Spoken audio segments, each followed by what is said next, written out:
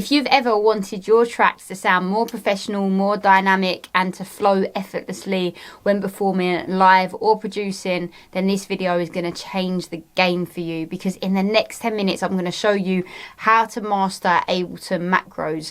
This, you can control multiple parameters at once with a single twist of a knob. It's quick, it's easy, and by the end of this video, you'll have macros set up just like the pros use in their biggest tracks and live sets. So if you want your workflow to feel smoother, your sound design to explode with creativity, and your tracks to finally stand out, then stick around. Alright, so first thing is first, let's bring up the simpler. So we've got our drum pattern here. If we click down here, we've got our drum rack with our simpler here. Having a simpler open is perfect for this lesson because it gives you instant access to the filters, the envelopes, the LFOs, all stuff that you can make your sound come alive. So next up, we're actually gonna toggle the open button on the macro section. So if you go over to the drum rack over here to the left hand side, you will have these little toggles here. This toggle actually collapses the simpler and opens the simpler.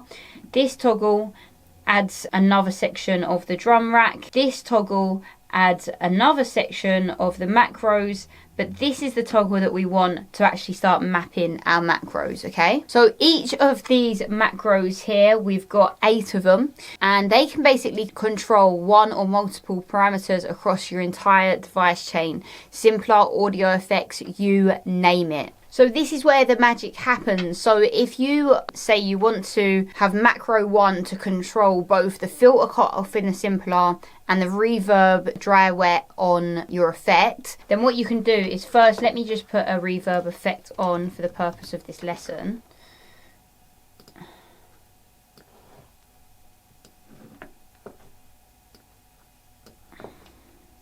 Now what I can do is go down here to the filter, select that on, map this frequency control to macro 1, and then also the dry and wet on the reverb to macro 1. And then what I can do is rename this macro by right clicking and clicking rename.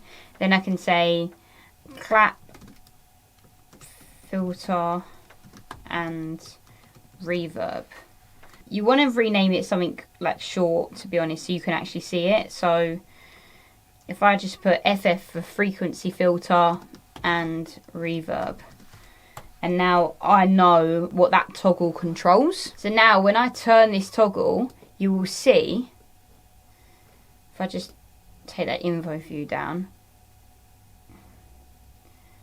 you will see when I toggle this control, you will see this frequency toggle move in and this dry and wet on the reverb move in. So if I just have a look at that as I toggle these control, so when I'm toggling this control, I can actually control both of those elements at the same time, both of those knobs at the same time. And why I would like to do stuff like this is because what you want to do is set up your macros in a way to have different effects, like when your filter closes, then the reverb opens, and then that creates just beautiful tension and release moments, and it's perfect for breakdowns and drops and stuff like that. So that's why we want to do this type of mapping to macros, alright? By the way, if you are enjoying this and you want help applying these tricks like inside your actual tracks and not just tutorials, then do click the link to book in your free one-to-one call with me or my team, and I'll help you produce, finish and release ready tracks, get your gigs out in Ibiza, get you signed to labels, get you on my radio show,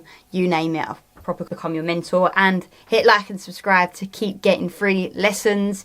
It helps massively, more than you know. But let's get back to the lesson. You can also color code your macros for visual clarity. So if you go down here, right click, and you want that one red, you can have it red. Obviously I showed you how to rename it.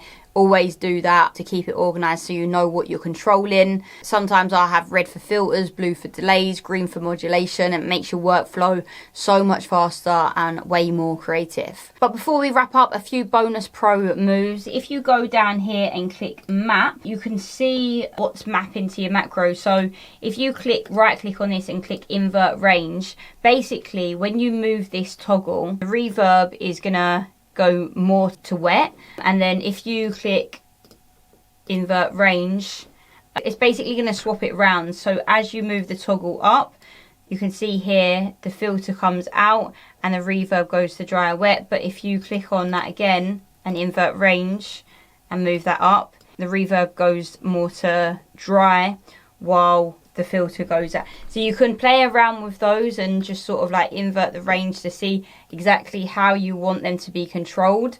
So like the setting I've got it on now, as I move the toggle up, we've got the filter coming down and then the reverb going up. Okay, so the filter's cutting it off as the reverb's expanding. So just use that right click and invert whenever you want. You can also save this macro. So say you've built out the whole 8 and you've mapped all different parameters to different macros, you can actually right click and save as default preset, and you can automatically have this as your default preset for this macro map that you've built out. And lastly, always use automation with macros in your arrangement view. That's how you create evolving professional sounding transitions. But yeah, that's it. That's how you can take full control of your sound in Ableton using macros. Now your workflow is smoother, your mixes sound more alive, and you've got performance ready control over your music. If you found this lesson helpful, please smash that like and hit subscribe and drop a comment of what you want me